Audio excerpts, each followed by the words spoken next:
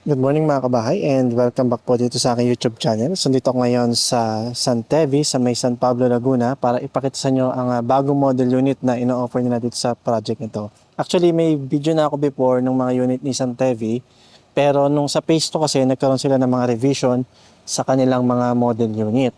So ito yung estates nila.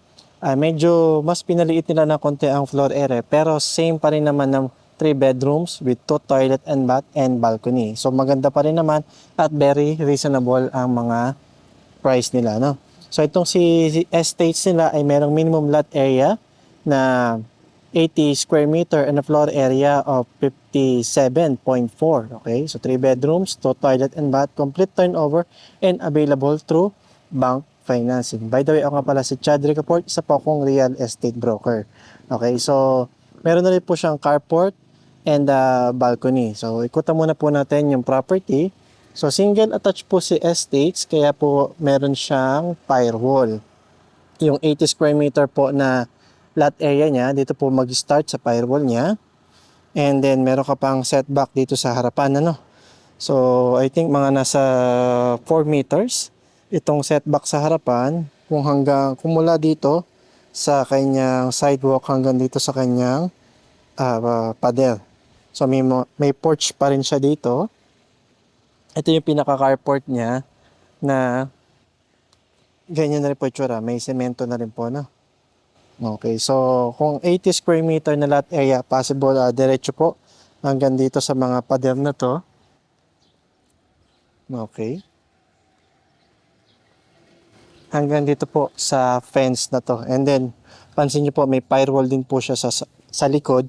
So hanggang dyan po yung bahay o yung property line. So kung papansin po ninyo, pwede ka mag-park ng dalawang sasakyan. Diretso po, no? Isa dito, isa po dun sa pinaka-parking niya. Meron ka na rin sliding door dito. Para pag may mga party ka, pwede mo buksan yung sliding door na yan. Okay? So very modern ang design. Napakalinis pong tignan. So pasukin na po natin. By the way, kung interested pala kayo mag-inquire sa akin through Facebook, pwede po kontakin sa akin Facebook page na Open House by Chad Recaport. So may mga porch at saka yan, may mga ilaw ka pa, no? May porch at saka mga ilaw. So napakaganda ng design. Ito nga pala yung kanilang main door, steel door po yan. 90, parang mga 80 cm po ang lapad. And ito po yung kanyang ground floor. Complete turnover. Naka-tiles. Yung tiles niya parang mga vinyl tiles. Ano? Parang mga planks pala. Parang mga planks ang style. Pahaba. Hindi siya yung 60 by 60 na usual natin nakikita para bumagay po sa style ng bahay. Okay, so ito yung kanyang living area. Maluwag. Yung kanyang dining area sa may tapat po ng sliding door. So, ang napansin ko lang dito, medyo mababa lang po yung kisame, no? So, ito, medyo maabot ko. Ayan. So, ito yung ilaw. Okay, so, yun lang yung napansin ko. Medyo mababa lang yung kisame niya. Pero, maganda pa rin naman yung design. At saka at least may kisame na siya. Hindi mo napapalagyan pa. So ito, may space ka pa dyan. Pwede ka pa maglagay ng maliit na table. And ito yung pinaka-kitchen area mo. So, medyo maliit lang yung kitchen niya. Pag nilagyan mo ng kalan dito, gas range or basta yung kalan. Okay, so, and then may ano ka dito. May cabinet ka dyan, dito sa taas. So yung refrigerator, medyo may hirapan ka lang ipwesto. Pero I think dito na lang siya banda. Sa area na to. Yan. Nandyan siya. O kaya dito. Kung malaki yung refrigerator mo. Pwede dyan. And ito yung pintuan. Palabas naman doon sa service area mo. So, steel door din po yung pintuan niya. Ang kagandahan dito, mas maganda dito pa lagyan mo ng bubong. Para mas ma-utilize mo, no? Pwede mong gawing laundry area. So, naka-tiles na rin. And ito yung actual turnover ng sink niya. Okay, so toilet naman tayo, toilet and bath. So walang bintana yung kanyang toilet and bath pero at least meron siyang exhaust. Floor to ceiling yung kanyang tiles hanggang dito. Floor to ceiling yun, no?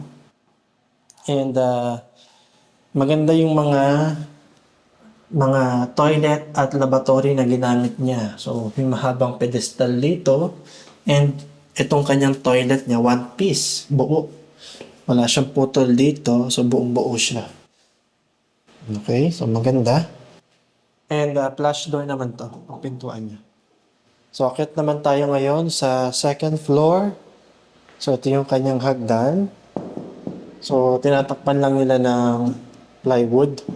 So hindi siya solid pero tingin ko bakal yung pinaka support niya. Tapos kahoy itong mga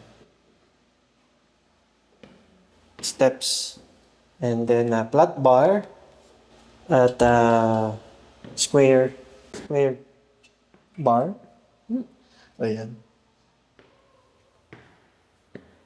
So sa taas, sa second floor, naka-tiles din po siya na mukhang planks, wood planks. Ano?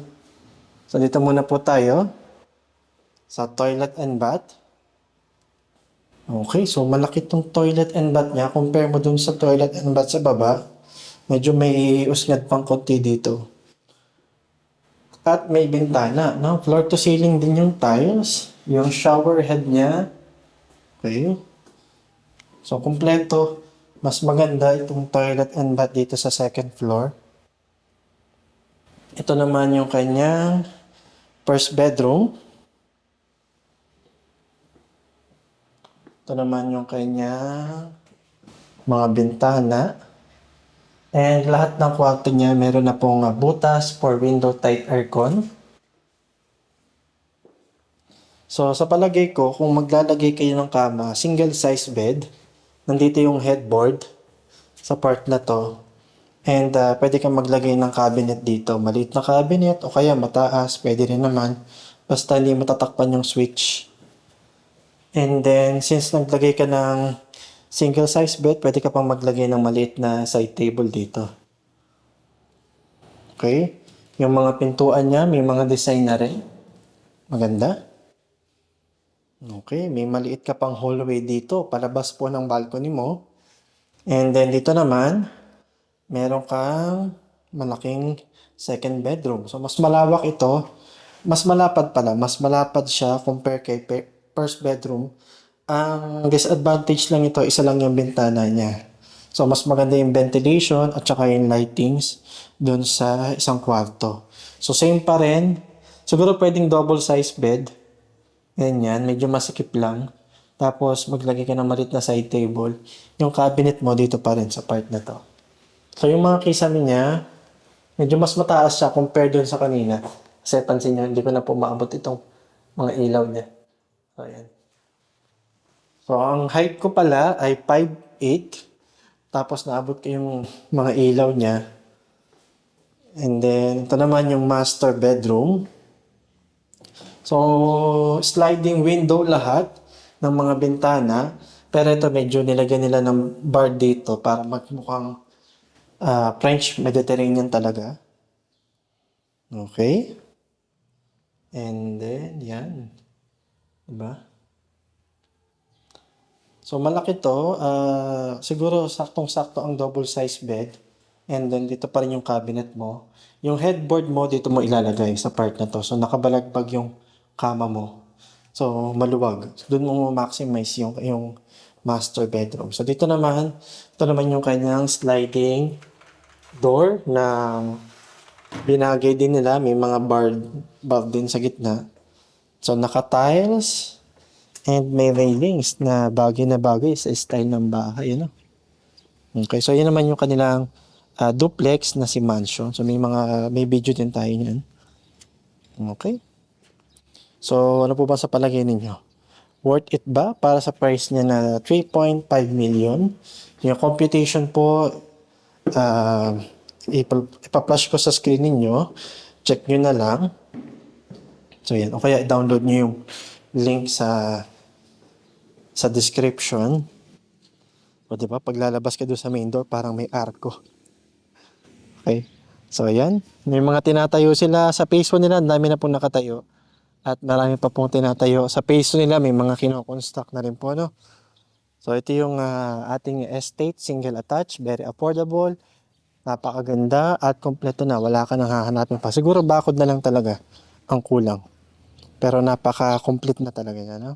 So kung nagustuhan nyo po ang video na to, please paki-share, paki-like at mag-subscribe na rin po kayo dito sa aking YouTube channel para ma-notify kayo pag may mga bago akong videos. Meron pala akong videos kung paano po makarating dito. Check nyo na lang po yung link na yan, yung lalabas sa taas. Mula po sa Expressway, South Luzon Expressway, papunta po dito sa Santevi. Okay? At sa mga amenities pala, meron silang basketball court, swimming pool, at saka clubhouse. So kung gusto niyo po mag-reserve sa bawat property na in-offer ko, mag-reserve na kayo. Dahil ang property, patagal ng patagal, pamahal ng pamahal, palayo ng palayo. Yun lang po at maraming salamat po.